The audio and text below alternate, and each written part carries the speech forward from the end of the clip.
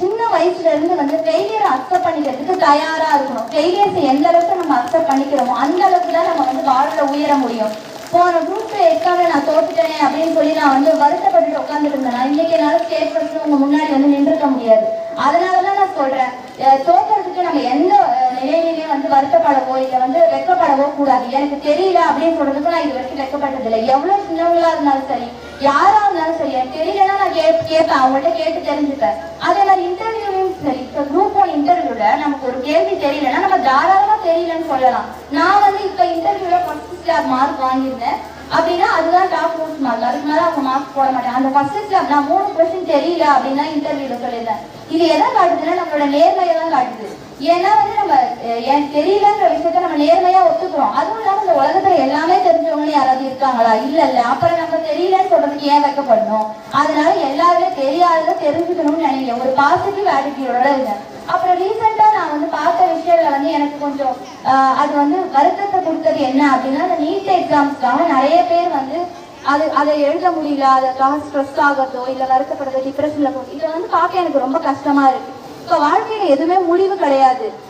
நம்ம ஏன் அந்த ஒரு எக்ஸாம் இப்போ நான் டாக்டர் ஆகணும்னு ஆசைப்பட்டேன் ஸ்கூல் டைம்ல. ஆக்சுவலி ஏன்னா உண்மையா சொல்லணும்னா எனக்கு வந்து ஸ்கூல் டைம்ல பெரிய இன்ட்ரெஸ்ட் கரியர் சூஸ் பண்ற அளவுக்கு அண்டர்ஸ்டாண்டிங்கோ அவேர்னஸும் இல்லை. இருந்தாலும் எல்லாரும் டாக்டர்னு சொல்றாங்களே அப்படின்னு சொல்லி நானும் டாக்டர் ஆகணும்னு ஆசைப்பட்டேன். பயாலஜில கொஞ்சம் மார்க் குறைஞ்சிச்சு. அதனால எனக்கு டாக்டர் சீட் கிடைக்காதனால நான் பிஎஸ்சி எக்ரிகல்ச்சர் ஜாயின் பண்ணி படித்தேன். இப்போ வந்து அதனால நான் வந்து டாக்டர் கிடைக்கலையே அப்படின்னு வருத்தப்பட்டு இருந்தேன்னா அதுக்கப்புறம் நான் என்னோட வாழ்க்கையை ப்ரொசீட் பண்ணிருக்க முடியாது. இன்னைக்கு நான் இப்போ அதை விட பெரிய பொசிஷனுக்கு என்னால போக முடிஞ்சிருக்கு இல்லையா?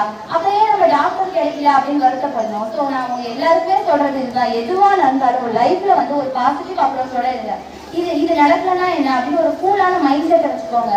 அப்புறம் இன்னும் முக்கியமானது அப்படின்னு நான் லைஃப்ல பாக்குறது ப்ராக்ரஸ் தான். இப்ப வந்து இன்னைக்கு விட நான் நாளைக்கு வந்து பெட்டரா இருக்கணும், ஏதாவது ஒரு விஷயத்தாவது தெரிஞ்சிருக்கணும் அப்படிங்கறத நம்ம வந்து என்ஷூர் பண்ணணும்.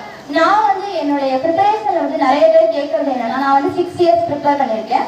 ஸோ 6 இயர்ஸா வந்து எப்படி வந்து நான் வந்து கன்சிஸ்டண்டா படிச்சேன் அப்படின்னு நிறைய பேர் என்கிட்ட கேட்கறாங்க. அதுக்கு வந்து என்னுடைய பதில் என்ன அப்படின்னா, கன்சிஸ்டண்டா நான் படிச்சதுக்கு காரணம் வந்து கன்சிஸ்டண்டா படிச்சதுக்கு நான் என்ன காரணம் அப்படின்னா, நான் வந்து ஸ்ட்ரெஸ் ஆகிக்கவே இல்லை.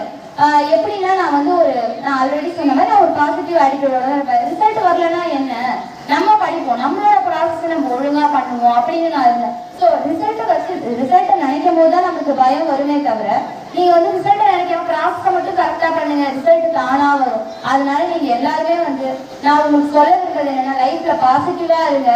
எதுவுமே ஒரு முடிவு கிடையாது. நம்ம திரும்பி எழுந்துச்சு, ஃபெயிலியர் வந்து எத்தனையோ பேர் ஆவாங்க, திரும்பி யார் எழுந்திருக்கிறாங்க அப்படிங்கிறது தான் அவங்களோட சக்சஸை டிசைட் பண்ணுது. என்னோட ஃப்ரெண்ட்ஸ் பல பேர் வந்து குரூப் 2 எக்ஸாம்ல கிளியர் பண்ணாங்க. ஆனால் எனக்கு அது வருத்தமா இருந்துச்சு, நம்மளால ஏன் கிளியர் பண்ண முடியல. ஏன்னா நான் எல்கேஜில இருந்தே என்னோட இன்னைக்கு 27 இயர்ஸ் இப்போ எனக்கு இந்த 27 இயர்ஸ்ல நான் படிப்புக்காக மட்டும்தான் நான் என்னோட ஸ்பெண்ட் பண்ணியிருக்கேன். ப்ரிப்பரேஷன்ல ஸ்டார்ட் பண்ணதுக்கு அப்புறம் எனக்கு பிடிச்சி பல விஷயத்த நான் பண்ணவே இல்லை.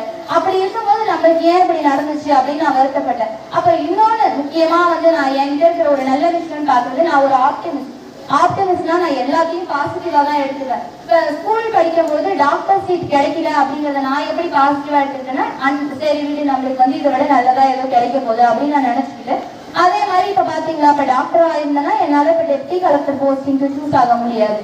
அது ஒண்ணு. அதே மாதிரி போன குரூப் 2 எனக்கு கிடைச்சிருந்ததுன்னா நான் அதுக்கப்புறம் 1 படிச்சிருப்பேனா, எனக்கு டைம் கிடைச்சிருக்குமாங்கிறது தெரியல.